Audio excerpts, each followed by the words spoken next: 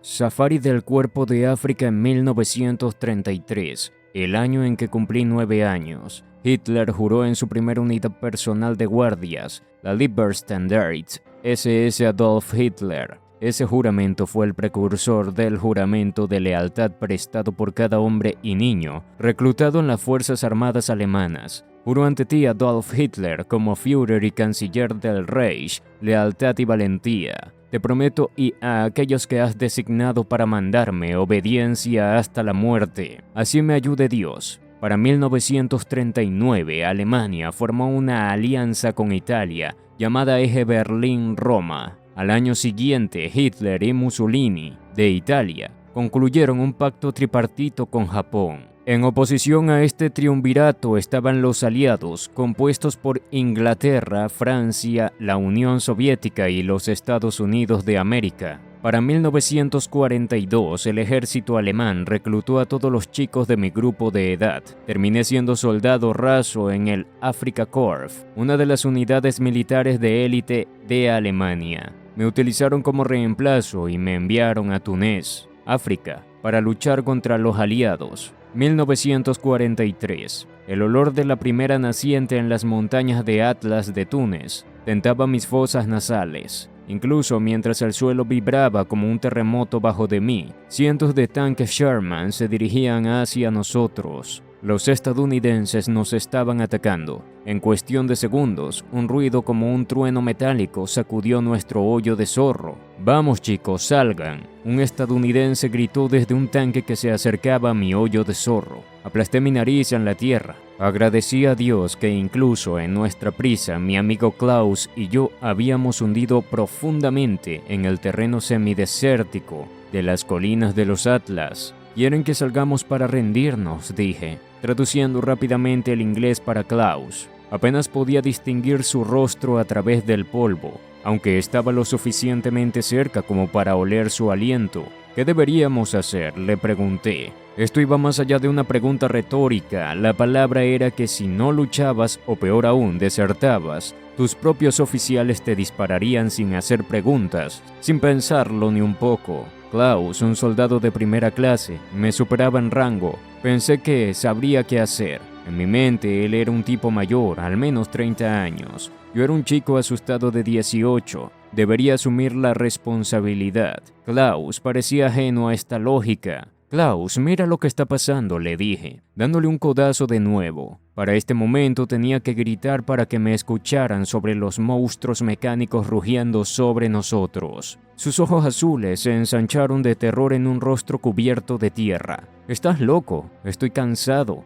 tengo 2 hijos», dijo. «¿Por qué no echas un vistazo?» «Porque yo soy el cerebro de este equipo, yo también lo haré», dije. No iba a asomar la cabeza. Y que me dispararan, eso era imposible. Por supuesto, los estadounidenses querían que nos rindiéramos, pero ¿quién sabía qué tenían entre manos? Klaus y yo nos acurrucamos aún más, agachados juntos en el fondo del agujero bajo una manta de tierra. Los chillidos y los chirridos de los toques golpearon mis tímpanos. Los lados del hoyo de zorro vibraban como la piel de un tambor. Presioné mis manos sobre mis oídos para bloquear el ruido y la realidad sobre mí. Hombres matando, hombres muriendo. Finalmente, el estruendo de los tanques se desvaneció. Disparos y gritos reemplazaron el horror metálico. Levanté la cabeza lo suficiente para ver. Una niebla de polvo cubría el suelo y permitía que la débil luz del sol penetrara en el campo de la muerte. A varios pies de distancia, sobre el borde del siguiente agujero de zorro, un par de tipos cubiertos de tierra con los ojos abiertos me miraban. Estaban incrédulos. Estaban vivos y yo estaba vivo. El polvo descendió a la tierra. El sudor y las lágrimas me ardían en los ojos. Parpadeé furiosamente para despejar mi visión. A lo lejos, toda la fuerza aliada desapareció de una tormenta de tierra. Presioné mis oídos para detener el zumbido. Deben haber pensado que nos habían aniquilado a todos. Le grité a Klaus. «¿Cuántos quedan?», preguntó una voz. «Estoy aquí», gritó el soldado frente a mí. «2 aquí», respondí. Escupí la tierra de África fuera de mi boca. Uno por uno, otras veces resonaron por la tierra en las ahora silenciosas colinas. Tan imposible como parecía, el enemigo nos había pasado por alto. Todos los supervivientes tenían una historia que contar sobre sus encuentros cercanos. La mayoría de nuestras unidades fue capturada y asesinada por el enemigo. De nuestro grupo desorganizado descubrí que algunos habían resistido por deber. Los Sherman aplastaron a la mayoría de ellos directamente en sus hoyos de zorro. El resto fue reunido y llevado. Klaus y yo pronto comprendimos que si toda nuestra unidad de infantería hubiera resistido, los estadounidenses se habrían tomado el tiempo para eliminarlos. Cansados, sucios y desgarrados, pero básicamente ilesos, nos reunimos varias decenas de nosotros. Sabíamos que los británicos y los estadounidenses estaban en algún lugar a nuestro alrededor. Nuestros suministros, incluyendo comida y gasolina, se habían agotado. Nuestra causa parecía casi perdida. También había otro factor a considerar. En lugar de lucharemos hasta el último hombre, el edicto que nos había inculcado desde el principio, la actitud había cambiado.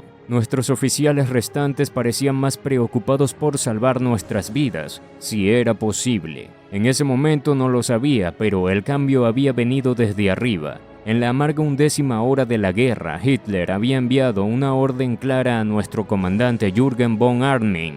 El pueblo alemán espera que luches hasta la última bala. Von Arnim le dio su propia interpretación a esa orden. Les dijo a sus oficiales: la última bala será el último proyectil disparado por el último tanque. Luego destruiremos nuestras armas y el grupo del ejército África se rendirá. Nuestra pequeña banda de supervivientes se reorganizó. Un suboficial tomó la iniciativa. Queríamos encontrar una ruta hacia la costa. Allí, si la suerte estaba de nuestro lado, podríamos llegar a Italia apoderándonos de barcos o aviones. No sabíamos que miles de nuestras tropas aliadas habían arrojado sus armas y se dirigían hacia Cabo Bon, en el Mediterráneo, en una procesión espontánea y sin líderes, que medía 80 millas de longitud. Hay un viejo proverbio que dice: el hombre propone, Dios dispone. Nuestros planes ahora parecen absurdos, pero en ese momento los rezagados no teníamos más opciones que luchar o rendirnos. Pero rendirse aquí, eso no lo sabíamos. Esperamos a la oscuridad y nos dirigimos hacia el norte a través de las colinas cubiertas de cactus. Nuestra maltrecha tropa siguió una vía férrea con la esperanza de evitar las espinas de los cactus y las picaduras venenosas de escorpiones que nos habían afectado. No podíamos detenernos ni descansar. A la luz del día seríamos vulnerables.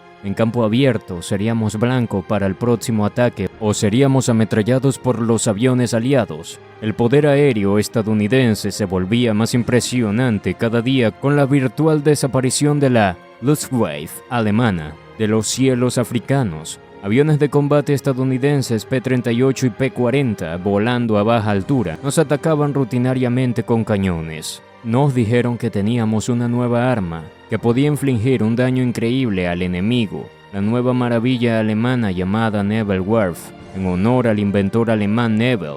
Pero los lanzadores de cohetes de 6 cañones llegaron demasiado tarde para ganar esta batalla para nosotros. Siguiendo la vía férrea y agachándonos al menor sonido, llevaba el equipo habitual: rifle, pistola, cantimplora y botequín de primeros auxilios. Mi estómago gruñía, habíamos comido lo último de nuestra comida la noche anterior, y a pesar de mi hambre, fatiga, cuerpo dolorido y pies adoloridos, mi energía juvenil me llevó al frente de la fila. La oscuridad cayó, acompañada por el frío ya similar de estas regiones desérticas. Marchamos durante horas durante la noche. Cerca del amanecer avistamos una de nuestras unidades antiaéreas alemanas quemando apresuradamente papeles y destruyendo cualquier cosa que pudiera beneficiar al enemigo. Cojeando gravemente en ese momento me acerqué a un par de soldados más jóvenes para satisfacer mi curiosidad. Resultó que habían llegado a la misma conclusión que nosotros y también que se dirigían hacia la costa. Se compadecieron de mis pies doloridos y me ofrecieron un paseo en su vehículo semi-oruga, un transportador de personal antiaéreo. Miré apresuradamente alrededor en busca de Klaus, gritándole que se uniera a mí mientras mis nuevos amigos me izaban a bordo. Él me vio y entendió de inmediato. Lo mismo hicieron los demás. Klaus intentó alcanzarme, pero otros lo adelantaron y se subieron apresuradamente. Mientras se desvanecía en un punto en la distancia, me pregunté si volvería a ver a Klaus. Desde allí nuestra pequeña banda se unió a una gran concentración de unidades del eje y rezagados, terminando en algún lugar de la península de Cabo Bon. Miles de hombres se agruparon como un río de humanidad. Fuimos hacia la costa, cerca de la costa. Nuestras fuerzas habían almacenado una enorme cantidad de alimentos y municiones, incluyendo golosinas que nunca llegaron al campo. La noticia del almacén se propagó por el río de hombres como remolinos en corrientes de aguas bravas, generando descontento y desilusión. Obviamente, mientras comíamos raciones frías, los escalones traseros habían estado comiendo bien.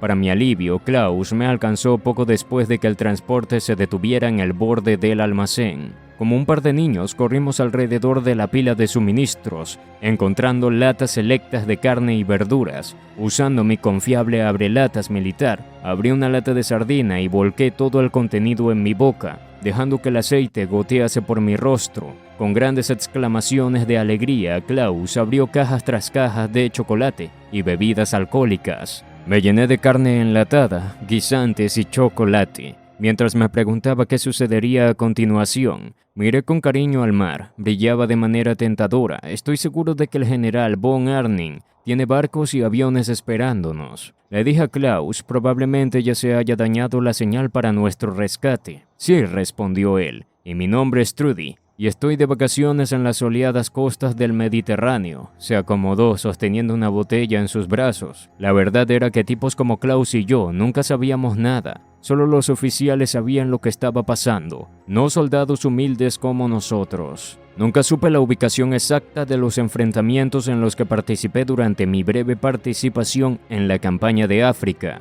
Más tarde descubrí que los soldados estadounidenses en mi nivel tampoco sabían dónde estábamos o dónde estaban. Disciplinados y totalmente obedientes, la mayoría de soldados, independientemente de su lealtad, confiaba en sus oficiales. Nosotros no éramos diferentes. Engranajes en la máquina de guerra, avanzábamos juntos con los planes y horarios del eje. Mi curiosidad sobre la estrategia alemana en la campaña de África no se satisfizo hasta que investigué muchos años después, cuando mi unidad de reemplazo llegó 6 meses antes para unirse al regimiento de infantería motorizada, los 47 Granaderos Panzer. El comandante nos felicitó a todos por formar parte de la 22 División de Granaderos Panzer. Anteriormente, la 22 División de Infantería Motorizada. Esta división, estacionada en la isla Creta de Grecia, solo tenía mi regimiento como parte de la campaña de África. Este regimiento no fue desplegado hasta principios de 1943 en Túnez.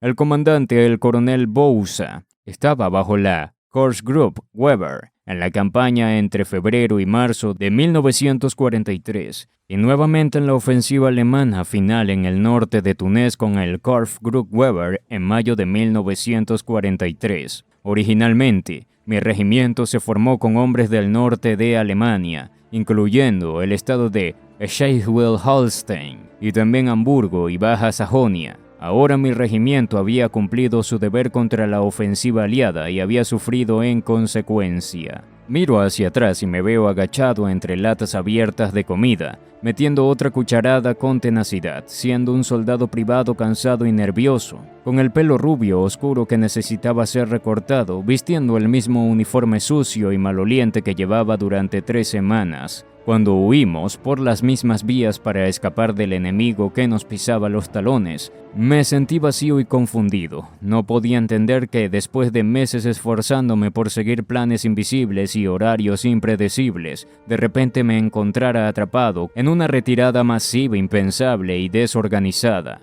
Mi mente no podía comprender lo que sucedería en el próximo minuto y mucho menos en el futuro lejano. Corrió la voz esa noche de que estaban negociando términos de rendición para el día siguiente. Cada hombre que lo repetía parecía como si le hubieran quitado el aliento. «Este es el fin para nosotros», me susurró Klaus. «Al menos, ya no tenemos que luchar», respondí. «No te preocupes», dijo algún idiota obviamente desinformado. «Alemania va a ganar y todos seremos héroes». En ese momento me pareció imposible que Alemania pudiera seguir luchando durante varios años más. Pero Hitler no estaba listo para rendirse, ni mucho menos. Tan rápido como un rayo, un oficial nos puso en posición de firmes. Las órdenes resonaron. Todas las armas, vehículos y cualquier otra cosa útil para el enemigo debían ser destruidos de inmediato. Mi corazón se hundió. Esto solo podía significar que no habría rescate. Enfrentábamos la captura inminente. Los fuegos artificiales de nuestras armas destruidas iluminaron el cielo.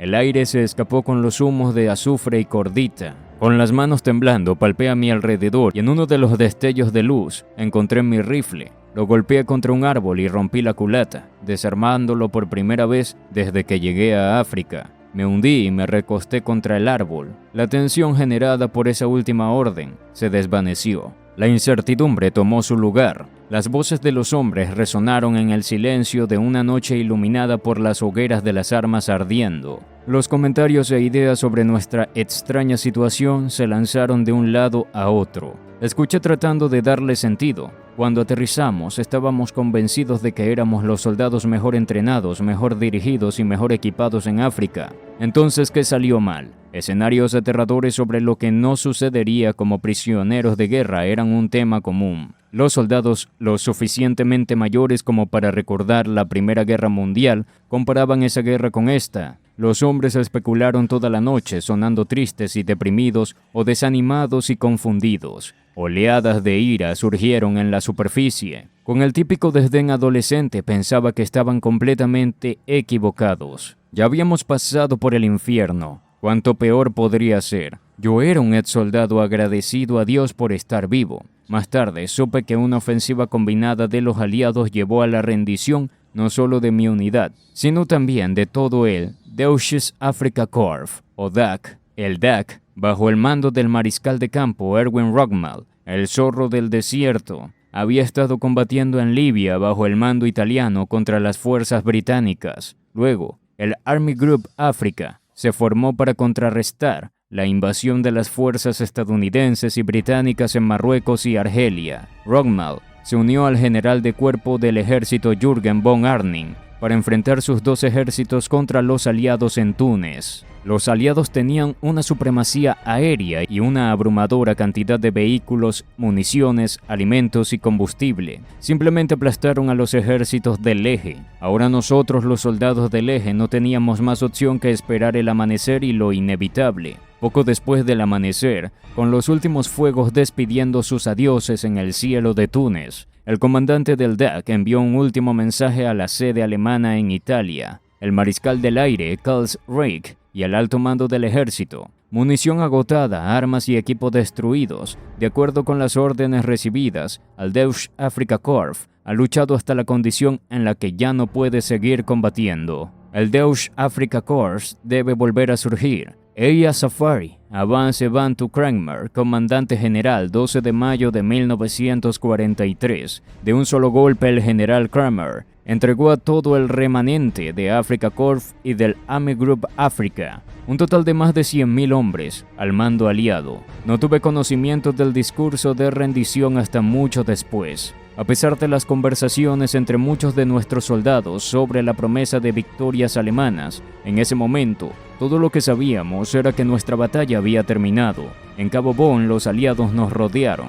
Los escuchamos acercarse. Nuestros suboficiales organizaron a los hombres. Nuestro sargento gritó: «Pónganse de pie. Formación de desfile. Si todavía tienen armas, desháganse de ellas primero. Les dispararán si tienen un arma». Desde las dunas que nos rodeaban, el rugido de los vehículos todoterreno estadounidenses cerraba filas por los tres lados. Armas apuntadas hacia nosotros. Por los altavoces se escuchaba en un alemán deficiente: «Dejen sus armas, pongan sus manos en la cabeza, no hablen, permanezca justo donde están». Hice exactamente lo que se me dijo. Klaus estaba a mi lado e hizo lo mismo. Armas en alto, dedos en los gatillos. El enemigo se mezcló entre nosotros. El agudo y acre olor al sudor mezclado con miedo se elevaba entre las filas de nuestros valientes pero desarmados soldados. Por primera vez vi a un estadounidense de cerca. Sorprendentemente se parecía mucho a Klaus. Podrían haber sido hermanos. No sabía qué esperar cuando un soldado estadounidense se acercó a mí con un arma en mano. Otra oleada de adrenalina hizo latir mi corazón tan fuerte que podía oírlo. Mi mecanismo de lucha o huida se volvió loco. Era todo lo que podía hacer para quedarme quieto y no defenderme. Sabía instintivamente que este era mi momento más peligroso como prisionero. Un movimiento en falso y me dispararían. El guardia me palpó en busca de armas y me indicó que me uniera a la fila de hombres alistados. Después de la búsqueda me sentí entumecido. El tiempo se detuvo. Todo lo cercano parecía estar sucediendo lejos. Visiones de mi madre y mi hogar aparecían ante mis ojos y desaparecían. Mantuve la boca cerrada. Nos dijeron que permaneciéramos en silencio, presumiblemente para evitar que nos organizáramos contra nuestros captores. Dudo que alguien lo considerara. Luego un suboficial estadounidense gritó: «Apúrense, muevan a esos alemanes al doble». Los estadounidenses pusieron de inmediato en práctica las restantes 4 S del artículo 2 de la Convención de Ginebra.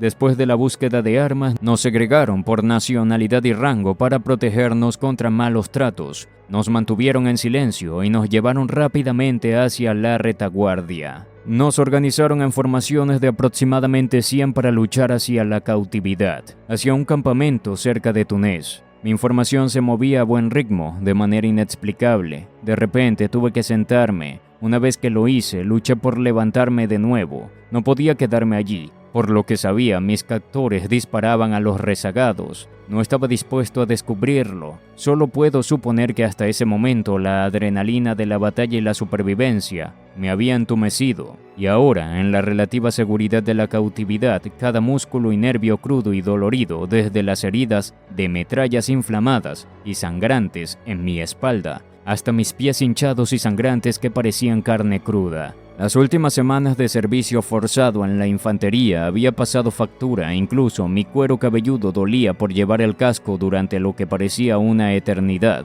El sol de mayo brillando en el cielo africano quemaba mi piel. Cojeaba como un anciano, sintiéndome frébil y mareado. Klaus, arrastrándose, murmuró: «Me siento demasiado enfermo para caminar mucho más. Temo que pueda tener disentería». Un soldado desaliñado, detrás de mí, susurró al pasar: «No te esfuerces tanto, los estadounidenses tienen muchos camiones». Al borde del colapso, Klaus se dejó caer en el borde del camino. Me uní a él, y simplemente ya no me importaba. Un camión del ejército estadounidense se acercó y un tipo se asomó gritando: «Oye, Krauts, ¿quieres un paseo?». «Sí, por favor, gracias», dije en inglés, sorprendido de haber respondido tan educadamente a alguien que habría tenido que intentar matar el día anterior. Ayudé a Klaus a ponerse de pie. Subimos a la parte trasera del camión de carga abierto. Pronto, desde mi posición elevada, tuve una buena vista de lo que nos esperaba. Se había erigido apresuradamente un campo improvisado de prisioneros de guerra con alambre de púas. En la llanura costera, grandes bucles de alambre de púas se espirilaban, rodeando un área lo suficientemente grande como para contener a miles de hombres. Una vez dentro del alambre, Klaus y yo cojeamos hacia los suboficiales alemanes, que gritaban órdenes, tratando de organizar a los hombres. Además de los miles de aliados habían capturado, miles de soldados del eje que se habían quedado sin gasolina y municiones y habían entrado por voluntad propia. Los PEW llegaron pedaleando en bicicletas. Los soldados que aún tenían gasolina para sus camiones ondearon banderas blancas al conducir hacia la barricada. Eventualmente, cientos de miles de soldados alemanes e italianos llenaron el recinto. Se oyeron vítores desgarrados cuando los camiones del ejército de Estados Unidos arrojaron cajas de raciones C estadounidenses y agua de lata sobre el alambre de púas. El temido Jerry Cam nos parecía cómico. Las latas de 20 litros se fabricaron originalmente en Alemania para almacenar agua y gasolina. Los británicos copiaron las latas y los llamaron como llamaban a los alemanes que las producían, Jerry's. Los estadounidenses llamaron a las latas Jerry's, pero no las llamaron Krauts por el Chuckrups, nuestro nombre para el repollo fermentado. En ese momento no podíamos ser exigentes sobre cómo nos llamaban. Mientras parecían los vítores de comida, me esforcé por ponerme de pie una vez más. No pude abrirme paso en la multitud. Estaba demasiado agotado para luchar por mi parte. La comida y el agua eran preocupación de todos, y los más fuertes en forma se llevaban todo. Klaus y yo tuvimos que esperar por las obras. Meses después, en un campo de prisioneros de guerra de Earl, Texas, vi una foto de la revista Life de ese improvisado campo de prisioneros de guerra cerca de la costa africana, con la cáustica leyenda: «Superhombres del mañana después». hablando de echar sal en las heridas. Al anochecer, los sarcásticos comentarios alemanes volvieron a surgir. Mientras escuchábamos las noticias, algunos hombres aún tenían radios y las subieron para el resto de nosotros. El informativo glorificó la causa africana mientras estábamos sentados en una derrota total detrás del alambre de púas. «Están locos», dijo Klaus. «¿Cuánto tiempo les toma entender el mensaje? Déjenme contarlo». Boletín de noticias. La causa africana estaba ganando en Túnez, pero abandonaron cuando se quedaron sin municiones y gas. La juventud tiene sus ventajas. Yo por mi parte pensé que las cosas podrían ser peores. Al menos, las lluvias han parado, señalé, con un tono siempre optimista. De lo contrario, estaríamos tumbados en el frío barro, hasta los ojos. Sí, pero cuando hacía frío, las malditas moscas negras no estaban aquí para picarnos, dijo Klaus. Oigan, héroes, escuchen esto, dijo un tipo con la radio. Subió el volumen. Nuestros soldados, proclamó el locutor alemán, defendieron sus posiciones con bayonetas desnudas después de quedarse sin municiones. Ah, sí, con mi bayoneta desnuda atacaban una lata de guisantes, bromeé con Klaus. Entre comentarios cáusticos sobre nuestras supuestas hazañas heroicas, Klaus comenzó a hablar seriamente sobre nuestro futuro. Los hombres mayores nos dijeron con gravedad, el próximo movimiento de los aliados será enviarnos a campos de prisioneros de guerra permanentes en otros países. Con entusiasmo juvenil y sin experiencia, me emocioné ante la perspectiva de dejar África, ya que había tenido suficiente del continente oscuro. Mis expectativas de servir a la tan elogiada compañía africana se habían destruido como los tanques que dejamos atrás. No podía permitirme pensar en los compañeros caídos que ayudé a enterrar. ¿Por qué sucedió esto? ¿Cómo fallamos? No podía dejar de pensar en los eventos que me habían llevado a esta situación. A lo largo de la mayor parte de mi juventud, los nazis habían glamorizado la guerra en películas y canciones. Los discursos de Hitler nos convencieron a la mayoría de que ganar gloria para la patria era nuestro objetivo supremo. Fui reclutado en el ejército alemán en Ratzenburg. Con la invencibilidad de la juventud, me despedí por primera vez. Mis parientes, vecinos y amigos organizaron una fiesta de despedida para mí e intentaron estar alegres y solidarios. Me acompañaron a la estación de tren. «Tashes, tashes», gritaban, agitando pañuelos. Mi padre, veterano de la Primera Guerra Mundial, me advirtió: «Presta atención, no dejes que tu mente divague ni por un segundo y no te ofrezcas como voluntario para nada». Mi tío Annie era un intelectual que siempre me había advertido sobre los nazis. Dijo en un susurro tembloroso: «No hables de nada controvertido». Mi madre, a quien amaba con todo mi corazón, dijo: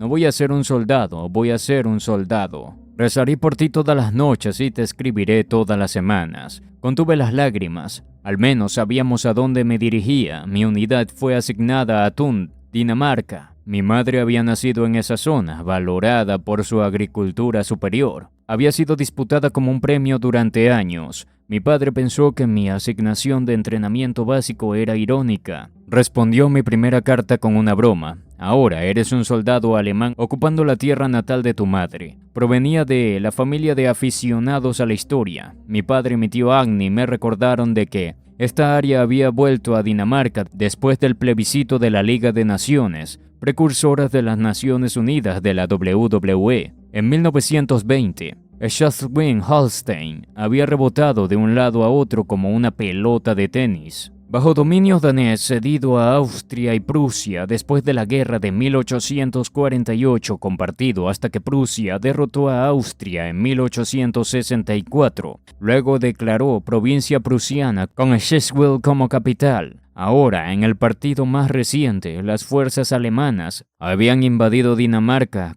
2 años antes sin resistencia. Cuando llegué allí, compartíamos barracadas con las fuerzas armadas danesas y saludábamos a sus oficiales. La línea oficial alemana era que estábamos allí para la protección de Dinamarca. Sin embargo, pronto aprendimos que los daneses no estaban amenazados por nadie más que nosotros. El entrenamiento básico realmente coincidía con el deber de ocupación. Cuando ingresé por primera vez al ejército, pensé que me gustaría la aventura, pero pronto descubrí que el perfeccionismo del ejército en cuanto a uniformes, botas, camas, taquillas y técnicas de afeitado me molestaba. El entrenamiento me aburría. Estar de guardia por la noche en una pequeña cabaña de madera me irritaba. Aunque sabía que un comando británico podría acercarse sigilosamente, me quedaba dormido de pie cada vez que tenía servicio de guardia y me despertaba de golpe cuando mi rifle golpeaba contra las tablas. En mi mejor momento era solo un soldado promedio.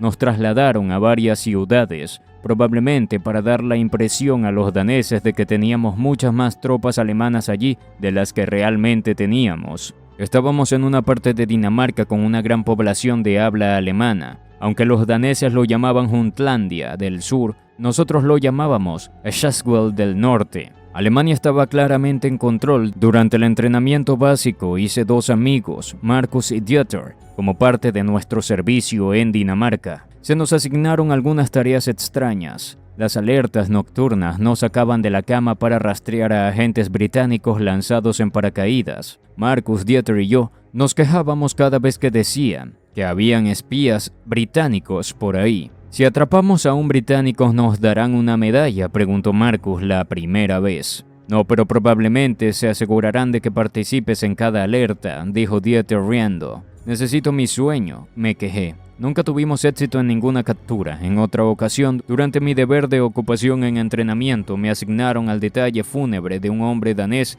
de la Waffen-SS, que murió en acción en Rusia. SS significa Schutzstaffel, o Unidad de Protección. Alemania había formado unidades SS voluntarias en países con poblaciones consideradas nórdicas o arias. Se había formado una división nórdica con voluntarios noruegos y daneses. Unidades similares se habían formado con voluntarios en los Países Bajos y Bélgica. Para el danés fallecido tuvimos que hacer un lento paso de ganso en un desfile fúnebre, algo que no se enseñaba ni practicaba en reclutas durante la guerra. El ridículo paso nos dio calambres esa noche. Ay, ay, ay. Tuvimos que saltar la cama y dar vueltas para relajar los calambres musculares. Una buena cosa de estar destinados en Dinamarca era la abundancia de buena comida. Marcus, Dieter y yo apenas podíamos creerlo, provenientes de la Alemania de guerra con racionamiento intensivo. Observamos con ojos ávidos las tiendas llenas de alimentos de alta calidad.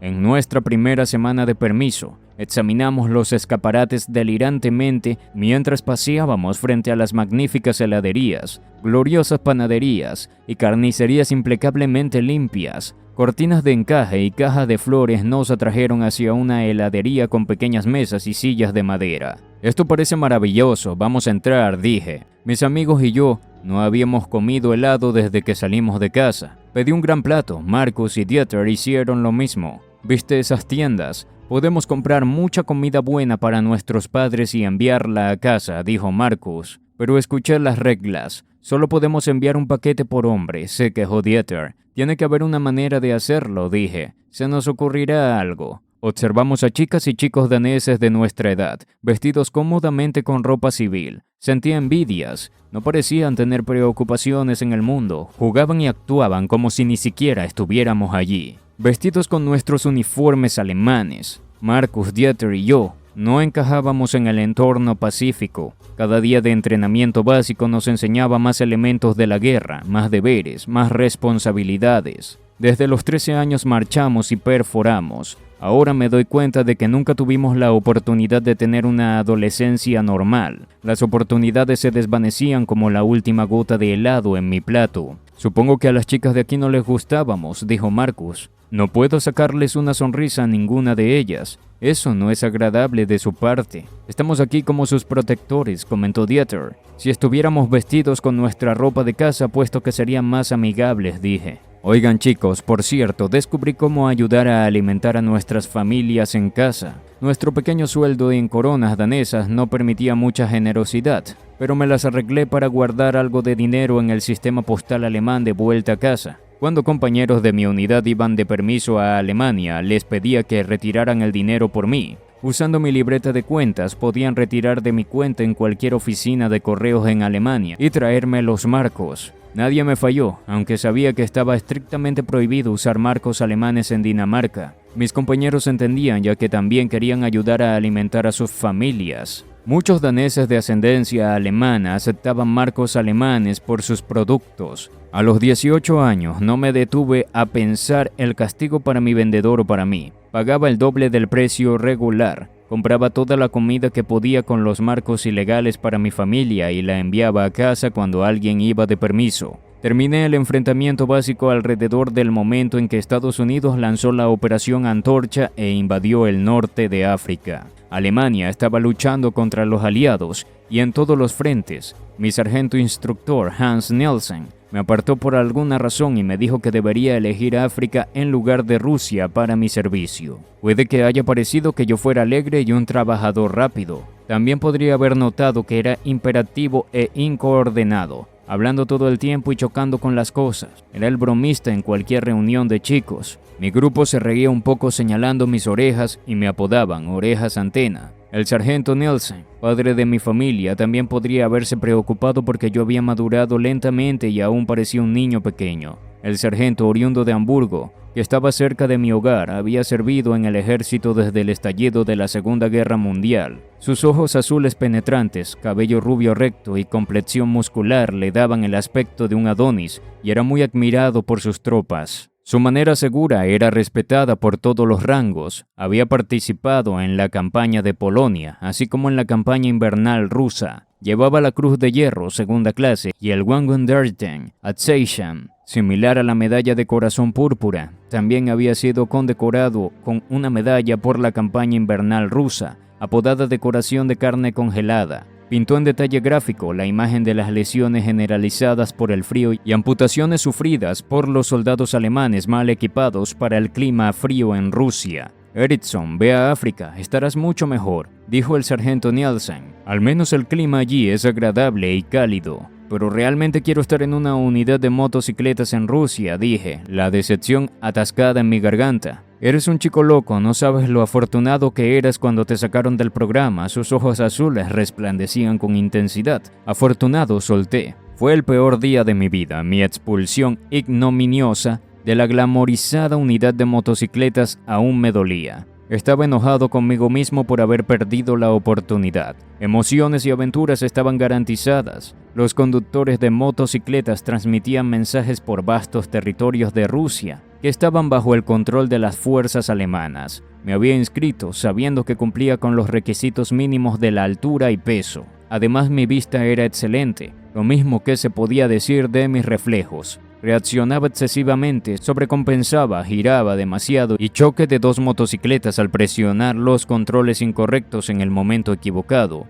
Mis entrenadores se dieron por vencidos conmigo. Lo siento, chico, me dijo uno de ellos, estás demasiado nervioso. El sargento Nielsen me llevó aparte e intentó hacerme entender lo que aún estaba sucediendo en las tropas de tierra en Rusia. Me dijo que a los partisanos le encantaba emboscar a los motoristas teniendo alambres ocultos en los caminos solitarios. Le hice muchas preguntas. Una vez que tuve toda la historia, ya no me sentí mal por no haber completado el programa de entrenamiento. Acepté su sabiduría y solicité ir a África. Cuando recibí mis órdenes para África, mi corazón se detuvo en mi garganta. Me había asignado a una unidad antitanque, no a otra prueba de manejo. Afortunadamente, todos en la unidad aprendieron a conducir los vehículos practicando en una pista circular hasta que estuvieran listos para tomar la prueba. Así que todo lo que tenía que hacer era arrancar el vehículo y ponerlo en marcha hacia adelante. No era necesario aprender a retroceder y dar marcha atrás. Cuando llegó mi turno, mis amigos estaban junto a la pista gritando palabras de aliento. «Puedes hacerlo, Orejas de Antena».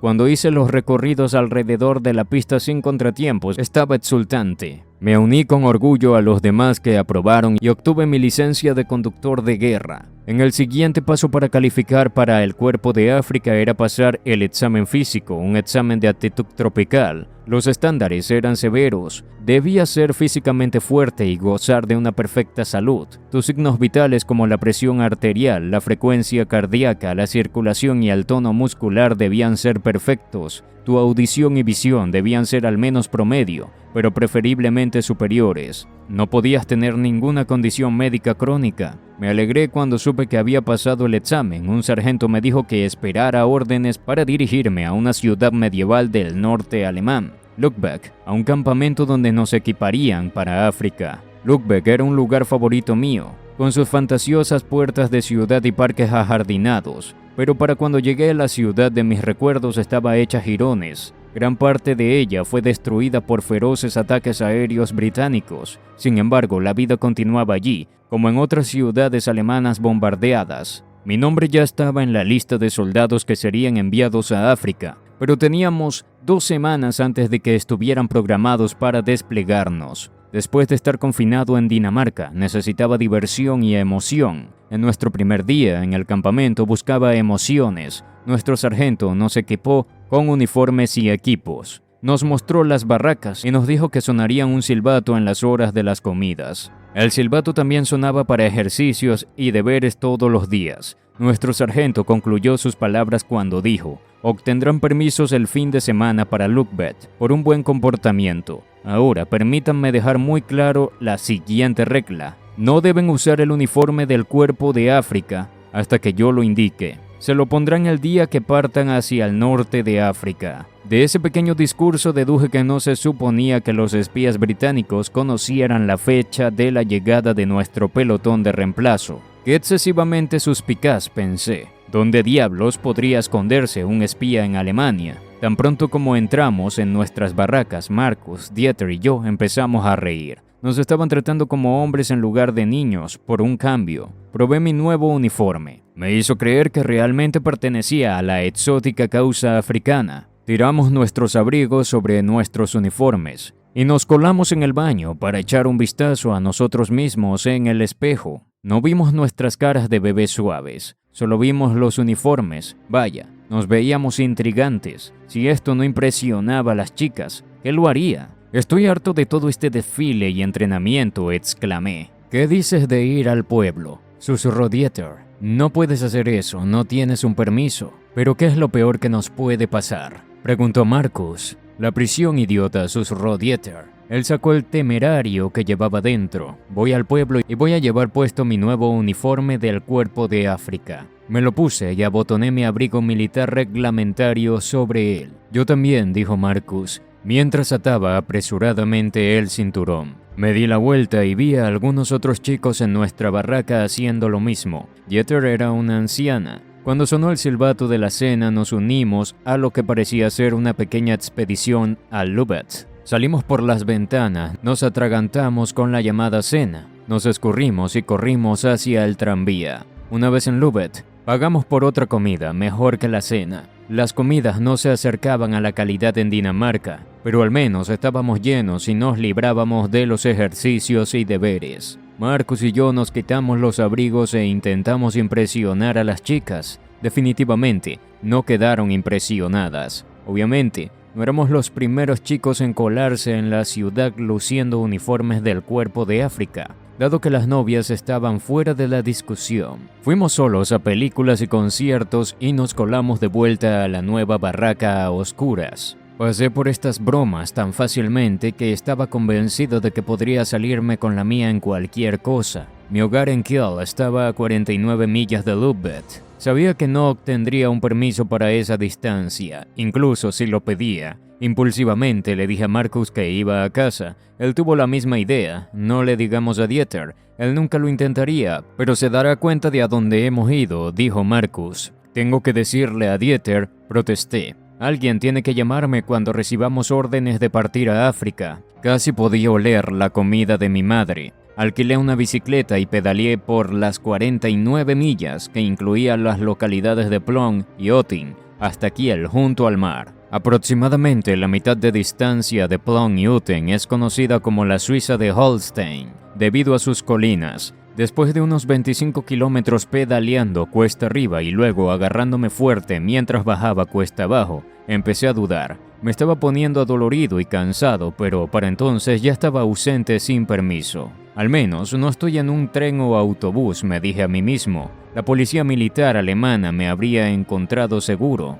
Eran conocidos como perros encadenados porque cada uno llevaba una cadena alrededor del cuello, con un escudo metálico enfrente de sus pechos. Aunque las bromas sobre los perros encadenados entre los sarcásticos hombres del ejército alemán eran hilarantes, tenerlos frente a ti no lo era. Mientras subían las colinas y bajaba, Oscilaba entre el terror de ser atrapado y la emoción de estar en casa con mi familia. Ni siquiera sabía dónde vivían. Como nunca había visto su apartamento, intenté imaginar dónde estaba ubicado su edificio. Los alemanes promedio durante esa época no tenían teléfonos. Tenías que hacer una llamada donde supieras que enviarían un mensajero y viceversa. A través de cartas supe que mi familia había encontrado un apartamento cercano del puerto, para finalmente dejar la casa suburbana que compartían con otra familia. Aunque me alegraba de que finalmente pudieran tener algo de privacidad, estaba preocupado. Ahora estaban en aún más peligro de ser bombardeados que nuestro antiguo apartamento,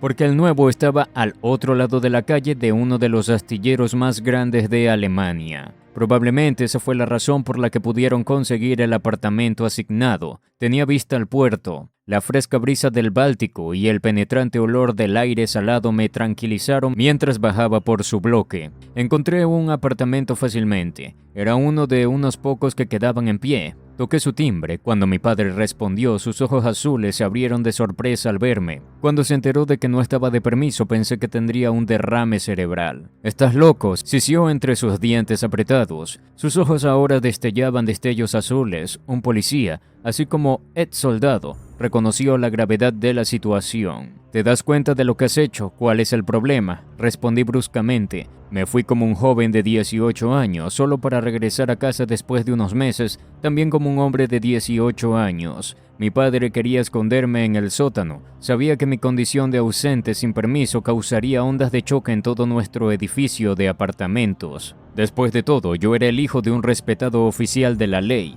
Dejé un número de teléfono con los de mis amigos en Lübeck, por si pasa algo, expliqué apresuradamente. Traté de asegurarle que no era el único tomando un permiso no oficial. Mi amigo Wiss se fue a casa en Polonia. Mi familia parecía terriblemente incómoda y actuaba de manera extraña a mi alrededor. Mirando hacia atrás me doy cuenta de lo difícil que debe haber sido para ellos. Ya se habían despedido y se habían ajustado a mi ausencia. Ahora tendrían que pasar por eso nuevamente. Éramos un grupo apagado mientras mi familia realizaba sus tareas habituales y yo ayudaba a mi madre en la casa. Ella ya estaba haciendo intercambios y compras para las comidas y regalos de Navidad. Sorprendí a mi padre mirándome varias veces antes de disimular sus sentimientos, lanzándome a más consejos sobre cómo hacer lo correcto en el momento adecuado. Era audaz, energético y un hombre de verdad. Como padre era estricto, siempre supe que me consideraba un delicado. Él sabía mejor que nadie que yo era un soldado renuente.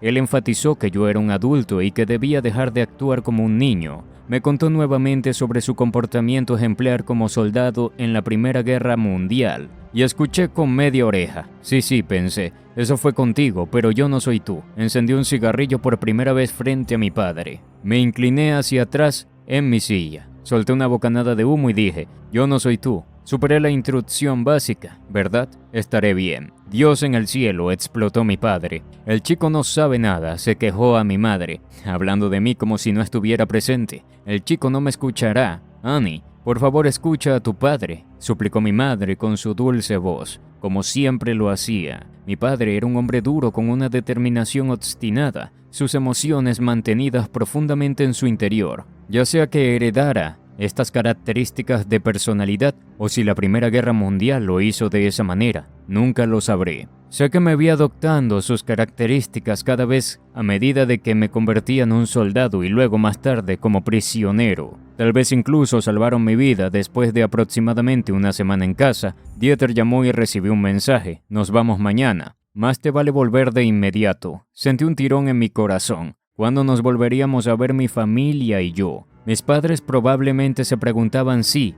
no cuándo me volverían a ver. Mi madre me abrazó fuertemente, ocultando sus lágrimas sin éxito detrás de mi espalda. Tengo un viaje seguro, querido Heine. Escríbenos cuando llegues a tu nuevo destino. Mi tío Annie había vivido con nosotros tanto tiempo como podía recordar. Un alma tierna y reclusa. No soportaba pasar por las despedidas de nuevo. Se quedó en su habitación. Mi padre, que sabía mucho más que mi madre sobre las batallas por venir, se puso tan alto como su altura de 5 pies y 5 pulgadas permitía y exclamó: «Volverás a nosotros, hijo, y no te atrevas a ser arrestado en el camino de vuelta». Si tuviera un auto y un conductor, te llevaría solo para asegurarme de que regresaras a tiempo. Me vuelves loco de preocupación. ¿Sabes lo que sucederá si te atrapan? Te enviarán a un batallón penal o, como mínimo, te enviarán a Rusia. Me di cuenta de que mi acto impulsivo podría meterme en serios problemas. Aunque apenas me había recuperado de mi primer paseo en bicicleta, monté de nuevo y regresé rápidamente. Dieter me esperaba en la puerta. Después de llegar de manera resbaladiza, me puso al tanto. El 30% de los chicos no estaban en la llamada. Se dieron cuenta de que tú tampoco estabas aquí, me dijo. Tienes que presentarte ante el capitán. Tenía sentido, aún así, me sentí aliviado porque sabía que el capitán era un veterano amable y anciano de la Primera Guerra Mundial. Cojeando, entré en su oficina y me puse en la fila con todos los demás ausentes sin permiso. Cuando llegó mi turno, saludé, me presenté y me puse rígido en posición de firmes, con mi casco de acero en la cabeza. Los ojos azules desteñidos del capitán me miraron bajo una frente arrugada. Has roto un código de honor, has defraudado a tu unidad. ¿Qué habría pasado si esta base hubiera sido atacada? Bajé la cabeza e intenté parecer avergonzado. Lo siento de verdad, señor. Es solo que mi familia está tan cerca que no podía dejar pasar la oportunidad de verlos una vez más. Él chasqueó la lengua en señal de simpatía, dejándome saber dónde realmente estaba parado. ¿Cómo te embarcarás mañana? No habrá más consecuencias por esto. Gracias, señor, le dije mientras saludaba. Daba media vuelta y salía. Con dolor en la silla de montar y cansado, me dirigí tambaleándome hacia mi unidad. Los chicos estaban empacando su equipo militar y preparándose para partir. Junté mis cosas y corrí tras ellos. «Vamos, orejas de antena, apúrate», gritaron. No podía seguirles el ritmo. Mis piernas se doblaban. «Hombre, estás débil, ¿qué pasa?» «No pudiste pedalear sobre un par de colinas», Marcus se rió mientras me arrastraba. Dieter me impulsó hacia el vagón del tren. Viajamos a la manera típica alemana, en los vagones de carga de los trenes. Cada vagón tenía literas instaladas y una estufa en el centro. Montones de paja hacían que el suelo fuera más cómodo para sentarse. Logramos subir justo antes de que el tren partiera. Al cerrar este cautivador viaje por los recuerdos de la Segunda Guerra Mundial, recordamos que estas narrativas no solo son relatos pasados, sino lecciones atemporales del coraje y la resiliencia. Al explorar estos testimonios, celebramos la humanidad que prevalece incluso en tiempos oscuros. Pero antes de terminar, te invito a que te dejes tu me gusta y te suscribas activando las notificaciones para que no te pierdas ninguno de nuestros increíbles relatos. Que estas historias nos inspiren a valorar la libertad y a nunca olvidar el legado de aquellos que dieron todo por un mañana mejor. Hasta la próxima aventura en la historia.